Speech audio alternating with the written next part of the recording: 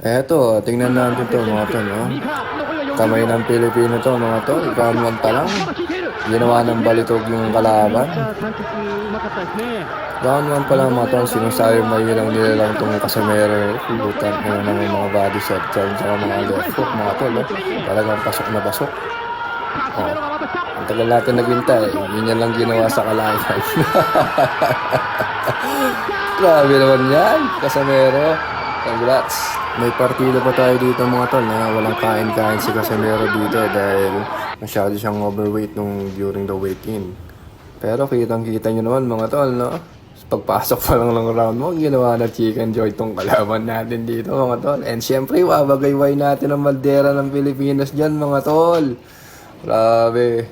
Anong klaseng nila lang yon. Sa mga basher ni Casemiro dyan, nasan na? Tangin na, Pilipino tayo. Dapat supportahan natin mga ganitong klaseng Pinoy.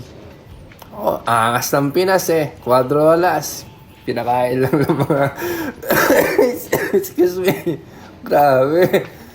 Pinakain lang ng mga malulutong na suntok yung kalaban sa first round mga tol. Umiiling na lang eh. Umiiling. Grabe mga body shot naman yun. Alright. Syempre, respeto pa rin. Oh, next na. Next na tayo agad. Sino bang kalaban natin dyan? Si Master Inoue na ba? Grabe yung replay yan, no? Yun, no? Munti ka na siya nadulas doon, pero hindi dulas yun dahil tinamaan niya yung nasapik doon, eh. Ayan, no? Grabe naman, no? Yun, no?